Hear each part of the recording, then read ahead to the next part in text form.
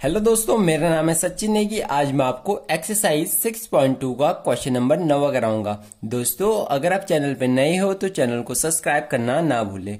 दोस्तों, हमारा 9वां क्वेश्चन हमसे कहता है कि ABCD एक समलंब है, यानी ABCD एक समलंब है। अब मैं आपको बता दूं कि ये समलंब कहते किसे हैं। तो दोस्तों, ऐसा चतुर्भुज दोस्तों जिसकी दो भुजाएं समांतर हो, जैसे ये वाली भुजा इसके समांतर है, तो ऐसा चतुर्भुज जिसकी दो भुजाएं समांतर हो और असमान लंबाई की हो, यानी ऐसा चतुर्भुज जिसकी दो भुजाएं समांतर हो परंतु असमान लंबाई की हो, यानी इसकी लंबाई इससे अलग है तो हम कह सकते हैं असमान लंबाई की है। तो इस प्रकार के जो चतुर्भुज होते हैं उन्हें हम समलंब चतुर्भुज कहते हैं। और हमें दोस्तों आगे दिया है जिसमें AB यानी AB समांतर है DC के, ये चिन्ह समांतर का होता है, यानी AB समांतर है DC के, यानी हम इस रेखा को आगे की ओर, यानी इन दोनों रेखाओं को आगे की ओर और पीछे की ओर बढ़ाते चले तो ये दोनों रेखाएं कभी भी नहीं मिलेगी। तो हम कह सकते हैं कि ये दोनों रेखाएं समांतर है। और हमें आगे दिया है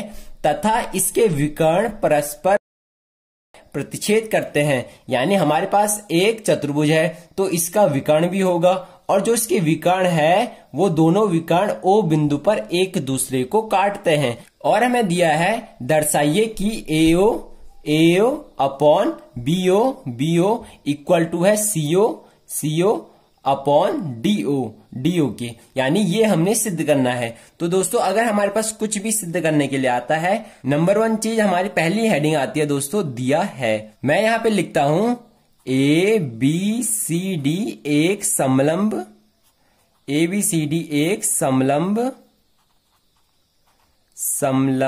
चतुर्भुज है, यानी ये मैंने इसी के बारे में लिखा है कि ABCD एक समलंब चतुर्भुज है जिसके विकर्ण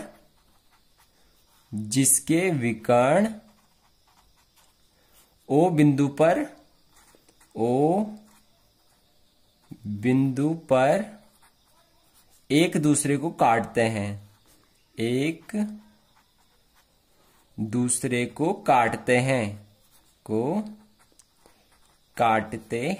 ये दोस्तों मैंने इसी के ही बारे में लिखा है। अब हमने दोस्तों सिद्ध क्या करना है, तो हमारी जो दूसरी हेडिंग आएगी दोस्तों वो आती है सिद्ध करना है।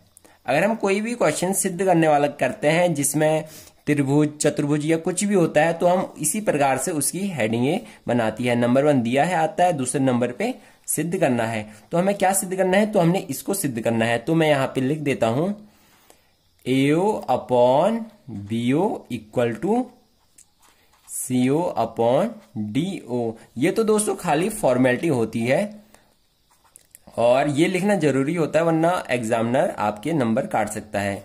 तीसरी हेडिंग आती है दोस्तों रचना की जरूरत क्यों पड़ी, तो मैं आपको बता दूं कि इसे सिद्ध करने के लिए हम जो भी चित्र में फेरबदल करते हैं उसे हम रचना द्वारा दिखाते हैं। तो अगर हमें ये सिद्ध करना है तो हमें इसकी कुछ रचना करनी पड़ेगी। और रचना क्या करनी पड़ेगी, हमें DC के समांतर एक रेखा खींचनी पड़ेगी जो O बिंदु से जाती हो, यानी DC के समांतर हमने एक रेखा खींचनी है इस प्रकार की, यानी जो O बिंदु से जाती हो और AD भुजा पर काटती हो। यानी हम यहां पे लिखेंगे DC के समांतर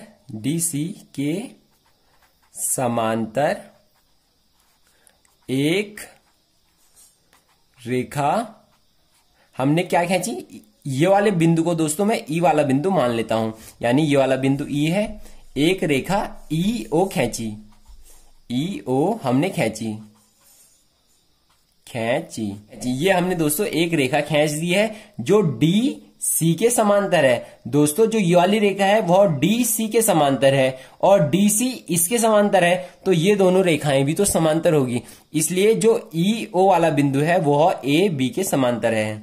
हम यहां पे लिख सकते हैं, इसलिए DC यानी जो DC है वह समांतर है EO के तथा EO समांतर है AB के, क्योंकि ये वाली रेखा हमने इसके समांतर बनाई है और ये वाली रेखा इसके समांतर है, तो ये दोनों रेखाएं भी आपस में समांतर होगी। ये हमारा दोस्तों आ चुका है। अब दोस्तों हमारी जो तीसरी हेडिंग आती है दोस्तों, वो आती है प्रमाण की।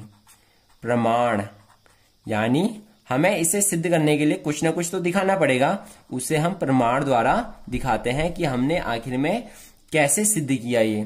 तो हम प्रमाण में क्या लिखेंगे दोस्तों, तो हम यहाँ पे लिखेंगे त्रिभुज ADC में। पहले आपने केवल इस त्रिभुज में देखना है, ADC वाले त्रिभुज में। तो त्रिभुज ADC में आपने केवल इसी त्रिभुज में देखना है। तो आपने इस त्रिभुज में आधारभूत अनुपातिकता प्रमेय का यूज करना है। प्रमेय जिसे हम प्रमेय 6.1 भी कहते हैं, यानी आपने आधारभूत अनुपातिकता प्रमेय का यहाँ पे यूज करना है इस वाले त्रिभुज में ADC में। और ये प्रमेय हमसे कहता है यदि किसी त्रिभुज में हम इसकी एक भुजा के समांतर कोई रेखा खींचते हैं तो वह रेखा बाकी दोनों भुजाओं को समान अनुपात में विभाजित करती है। जैसे हमने इस वाले त्रिभुज में देखिए आप, जैसे हमने इस वाली भुजा के समांतर कोई रेखा खींची है ये वाली, तो जो ये रेखा है वह इसके ये वाली भुजा और ये वाली भुजा को समान अनुपात में विभाजित करेगी। अब इसका क्या मतलब है तो मैं आपको बता दूं कि इसका मतलब है AE upon ED, AE upon ED equal to AO upon OC।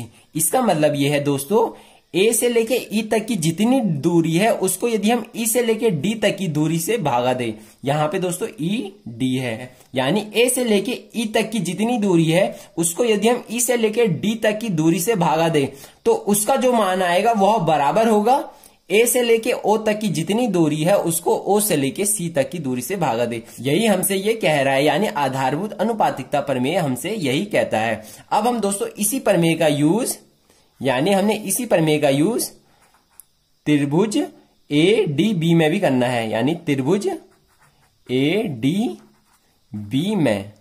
ADB में आपने इसी प्रमेय का यूज करना है। तो मैं यहां पे लिखता हूं आधारभूत अनुपातिकता प्रमेय, जिसे दोस्तों हम प्रमेय 6.1 भी कहते हैं। प्रमेय 6.1 को भी यही कहते हैं। अब आपने दोस्तों केवल ADB वाले त्रिभुज में देखना है। अगर दोस्तों आप इस वाले त्रिभुज में देखोगे ADB वाले त्रिभुज में, तो आपको दिखाई देगा कि AB के जो समांतर है वह EO है, यानी AB जो भुजा है उसके समांतर EO रेखा है। तो हम यहाँ पे भी आधारभूत अनुपातिकता प्रमेय का यूज कर लेंगे। तो आधारभूत अनुपातिकता प्रमेय हमसे कहता है कि यदि किसी त्रिभुज में हम इसकी एक भुजा के समांतर कोई रेखा खींचते हैं तो वह रेखा त्रिभुज की बाकी भुजाओं को समान अनुपात में विभाजित करेगी। अब हम दोस्तों इसे लिख लेते हैं। तो हमारे यहां से आता है ED, यानी E से लेके D तक की जितनी दूरी है, E से लेके D तक की दोस्तों जितनी दूरी है उसको यदि हम A से लेके E तक की दूरी से भागा दे, A से लेके E तक की दूरी से भागा दे, तो उसका मान बराबर होगा D से लेके O तक की जितनी दूरी है, D से लेके O तक की जितनी दूरी है उसको यदि हम B से लेके O तक की दूरी से भागा दे, यानी इस वाली दूरी को इस वाली दूरी से भागा दे के जितना मान आएगा, जैसे हमने यहां पे लिखा है ED अपॉन AB, वह बराबर होगा इस वाली दूरी से, यानी DO अपॉन OB, यानी इस वाली दूरी से अगर हम भागा देंगे तो हमारे यहां पे आता है BO। अब हम दोस्तों इसका व्युत्क्रम कर देंगे, व्युत्क्रम कर देंगे। और मैंने पहले की वीडियो में आपको बताया है कि यहाँ आखिर में व्युत्क्रम करते क्यों है।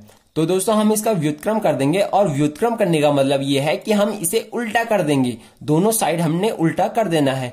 तो हमारा यहाँ पे आता है AE हमारा ऊपर चल जाएगा, ED हमारा नीचे आ जाएगा, ED हमारा नीचे आया इक्वल टू ये हमारा ऊपर चले जाएगा, तो हमारा आता है BO अपॉन DO ये हमारा आ चुका है। हम इसे समीकरण 2 मान लेते हैं, इसे समीकरण 1 मान लेते हैं। अगर दोस्तों आप यहां पे देखोगे तो हमारा AE अपॉन ED, ये ED है, AE अपॉन ED का मान ये है, और AE अपॉन ED का मान ये भी है, तो ये दोनों भी आपस में बराबर होंगे। तो हमारा दोस्तों यहां से आएगा AO, यानी AO अपॉन ओ सी है यहाँ पे, हम इसे CO भी लिख सकते हैं।